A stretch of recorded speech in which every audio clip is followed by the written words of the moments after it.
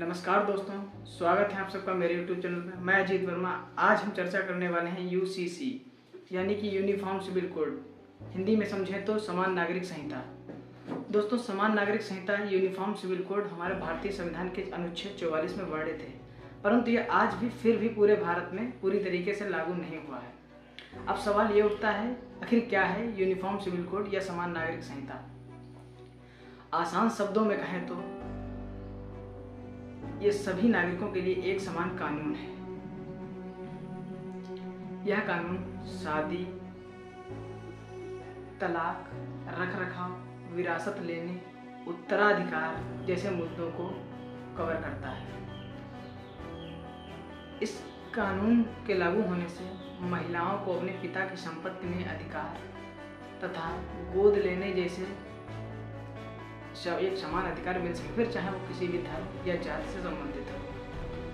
आपको बता दें कि यूनिफॉर्म सिविल कोड या कॉमन समान नागरिक संहिता भारत में सन 1835 में ब्रिटिश राज में लाया गया था। वर्तमान में यह भारत के सिर्फ एकमात्र राज्य गोवा में लागू है।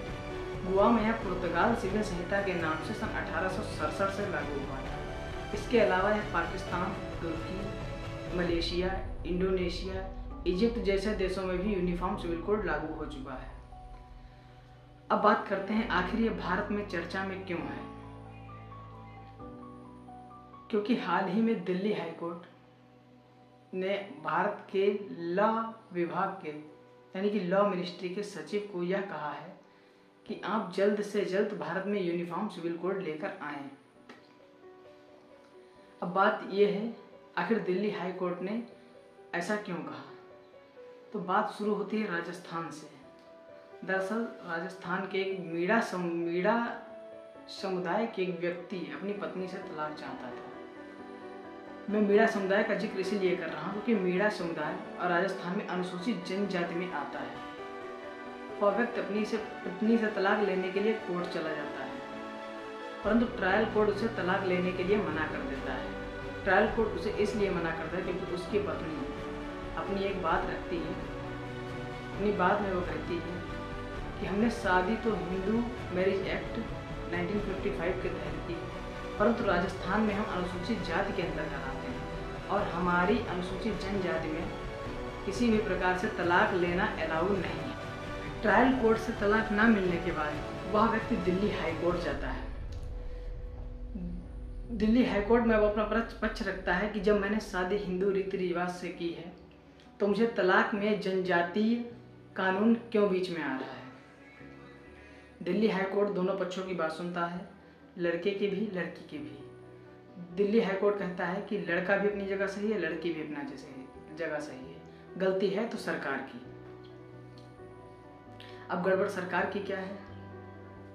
एक जब देश एक है तो शादी के लिए कानून अलग अलग क्यों है? इसका सीधा और यही मुख्य कारण है कि दिल्ली हाई कोर्ट ने भारत के लॉ विभाग के यानी कि लॉ मिनिस्ट्री के सचिव को भारत में यूनिफॉर्म सिविल कोड लाने की बात कही है। दरअसल भारत में सबसे पहले यूनिफॉर्म सिविल कोड लाने की बात सन 1985 में सुप्रीम कोर्ट ने की थी। सुप्रीम कोर्ट ने क्यों की थी, इसके पीछे एक लंबी कहानी है, वो भी आपको बताते चलता हूँ। दरअसल मध्य प्रदेश के इंदौर शहर की रहने वाली शाहबानो नामक एक महिला, मुस्लिम महिला,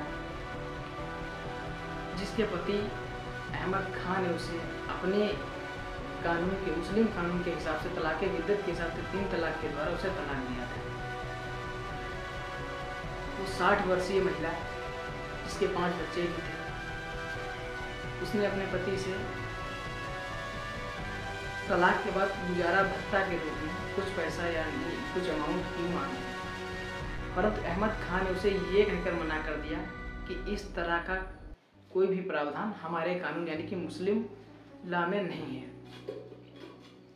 यह कहकर अहमद खान ने उसे गुजारा भत्ता देने से मना कर दिया। शाहबानो इस बात को लेकर के कोर्ट दर कोर्ट भटकती रहीं। उसके अंत में वह सुप्रीम कोर्ट गई।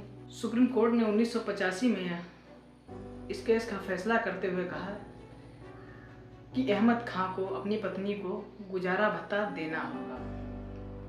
सुप्रीम कोर्ट के इस फैसले के बाद कुछ हालात बिगड़ने लगे, जो कि मुस्लिम समुदाय के लोग अपने धर्म के विरुद्ध इसे मान रहे थे। मुस्लिम धर्म गुरुओं ने भी इसे अपने धर्म के विरुद्ध माना। मुस्लिम समुदाय ने इसके विरोध में प्रदर्शन करना शुरू किया। भारत में इसके बढ़ते हुए प्रदर्शन को देखकर तत्कालीन प्रधानमंत्री राजीव गांधी जी मुस्लिम धर्मगुरुओं के कहने पर एक कानून लाते हैं। इस कानून का नाम था मुस्लिम महिला तलाक अधिकार संरक्षण अधिनियम 1986। इस कानून में कहा गया, यदि कोई भी मुस्लिम व्यक्ति अपनी मुस्लिम लॉ के अनुसार किसी को भी तलाक देता है तो उसको गुजारा भत्ता देने की कोई आवश्यकता नहीं है। इस कानून के आने के बाद सुप्रीम कोर्ट के निर्णय को पलट दिया गया। राजीव गांधी के इस फैसले के बाद भारत के हिंदू समुदाय के लोग, हिंदू संगठन के लोग इस बात से काफ़ी नाराज हुए कि एक तरफा फैसला किया गया है। इस फैसले को उन्होंने मुस्लिम तुष्टीकरण का नाम दिया, जो कि एक हिसाब से समझे कि मुस्लिमों यहाँ साहबानो केस तो हार गई, परंतु भारत के अनेक लोग उनके समर्थन में आ चुके थे। बात है वर्ष 2011 की। सुप्रीम कोर्ट ने उस आदेश को रद्द करते हुए कहा कि नहीं, 3 तलाक के बाद मुस्लिम महिलाओं को उनके द्वारा गुजारा भत्ता मिलना चाहिए। और दोस्तों, वर्ष 2017 में साहिबा बानो केस में सुप्रीम कोर्ट ने 3 तलाक को अवैध रूप से घोषित करते हुए एक बार फिर से भारत सरकार से कहा कि आप यूनिफॉर्म सिविल कोड लाने की प्रयास करें, ताकि जिससे किसी के धर्म के आधार पर निर्णय ना हो। तो दोस्तों, आपकी क्या राय है? क्या भारत में यूनिफॉर्म सिविल कोड या समान नागरिक संहिता लागू होनी चाहिए? अपनी राय कमेंट बॉक्स में जरूर दें। जय हिंद।